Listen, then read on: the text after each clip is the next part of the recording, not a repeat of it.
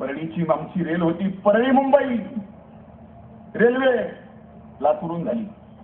आम्ही म्हणलं परळीहून आला, ते म्हणले नक्की दुसरी आणू आपण परळी, लातूरची नको घ्यायची. म्हटलं ठीक आहे. एवढं मोठं दादा आपण जर प्रयत्न केला तर काम होऊ शकतं. या सिकंदराबाद झोन मध्ये, रेल्वेच्या झोन मध्ये परळी एकमेव असं रेल्वे स्टेशन आहे ज्या रेल्वे स्टेशनचं वार्षिक उत्पन्न 400 कोटी रुपये आहे. रेल्वेचा कायदा आहे की आलेल्या उत्पन्नातले 50% खर्च त्या जिथं स्टेशन आहे त्या स्टेशनच्या गावाच्या विकासासाठी खर्च करायचा. पण सिकंदराबाद मध्ये असल्यामुळं सगळा इथला पैसा सिकंदराबाद झोनवाले खर्चतात, परळीला मिळत नाही. जर आमचं परळीचं स्टेशन नांदेडला जोडलं तर परळीचा हक्काचा पैसा परळीला मिळू शकतो. एवढं एक काम दादा आपण करू शकतात, मला याची पूर्ण खात्री आहे. त्याच्यामुळं वर्षाला 100 कोटी रुपये परळीमध्ये विकासासाठी येऊ शकतात. असे अनेक प्रश्न दादा, आज प्रत्येक प्रश्नाची या ठिकाणी उजळणी करणं गरज नाही. पण या ठिकाणी या लोकांना मनात आज एकच आहे, काय होतंय, काय होतंय, पुढे काय, माझं काय. मी भाजपमध्ये, मी भाजपचा आमदार आहे. मी आज परळी नगर परिषदेमध्ये भाजपचा वेगळा गट केला. आता जिल्हा परिषद पंचायत समितीच्या निवडणूक आहे. दादा नवल वाटू देऊ नका, जिल्हा परिषदेच्या निवडणुकीत सुद्धा भाजपचा वेगळा गट झाला तर असं कसं झालं नवल वाटू देऊ नका, अगोदरच सांगतो. आणखीन आहेत प्रेम करणारे भाजपचे, त्यांच्यावर आहे आमच्यावर असं काय.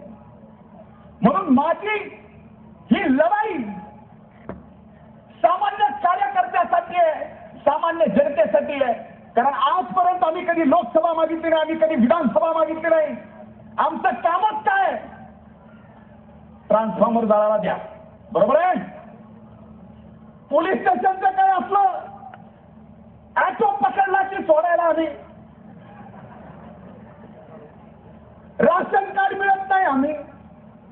त्या शुल्लक विषय आम्हाला, आणि आम्हाला फक्त एकच आहे, आम्हाला काय महाराष्ट्राचं मुख्यमंत्री व्हायचं नाही ना की आम्हाला देशाचं पंतप्रधान व्हायचं. जी आमची नाळ अन्नाच्या 40 वर्षाच्या कष्टातून इथल्या माणसाच्या जनतेची लागलेली आहे, जोडल्या गेलेली आहे.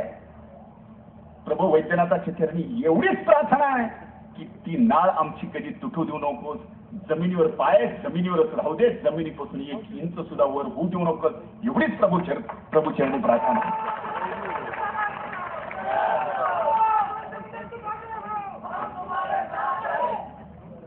मला अनेक जण म्हणले की दादांची माझी मैत्री, दादांची माझी मैत्री. मंत्रालयात कामानिमित्त अनेकदा जातो, खालीवरी 6 मजले करतो. संबंध मंत्रालयामध्ये इमानदारीत आम्हाला सगळ्या गोष्टीनं एक युवक म्हणून शब्द दिला की पाळला जातो.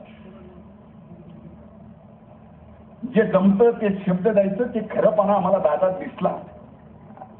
आम्ही दादा 4 गोष्टी ऐकले, ते खरापणा आज आम्हाला वाटला. त्याच्यात आम्ही त्यांची आता त्याला मैत्री म्हणायची काय म्हणायचं, मी एवढा लहान आहे की ते होऊ शकत नाही. पण एखाद्या माणसातला खरेपणा दिसला आणि त्याच्याशी संबंध जोडला तर त्याचा अर्थ वेगळा काही काढायचा. मला एक प्रश्न आहे का विचारा, निवडणुकीच्या नगरपालिकेच्या निकालानंतर अण्णा मला म्हणले दीपक देशमुख कपशीवर निवडून कसा आला, बाण तिथं कसा पडला. मी म्हणलं बीड मध्ये बाण जसा पडला तसा.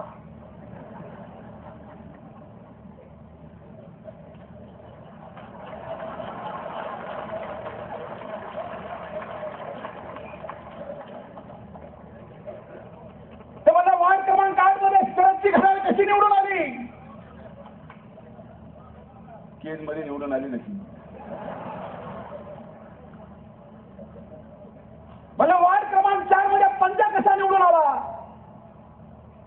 मला लातूर ग्रामीण मध्ये निवडून आला तसा. काय चुकलं, बरोबर. म्हणून हा विषय हे कसं झालं ते कसं झालं हे महत्वाचं नाही. नगर परिषद बहुमतानं आली होती ती तुम्हाला टिकवता आली नाही. याचं कारण आहे की तोडायला त्यांच्याकडे एक तोडण्याचं कारण पाहिजे होतं आणि ते कारण नगर परिषदेचं अध्यक्षपद एकच. त्याच्या मागे लय मोठं हे नाही तर जिल्हा परिषद पंचायत समितीच्या निवडणुकीत भाजपच्या कार्यकर्त्याला या जिल्ह्यात मत मागायला लोकांनी जाऊ दिलं असतं. कुठलं तरी वेगळंच काहीतरी घोटाळा टाकायचा, सहानुभूतीचं बैमानीचं आणि बंडाचं राजकारण आमच्यावर आणायचं. भगवंता काही बी कर, आयुष्यात असली वाईट वेळ आमच्यावर येऊ देऊ नकोस एवढीच प्रार्थना. जास्त बोलणार नाही, इथंच थांबतो. आपल्याला एवढाच विश्वास देतो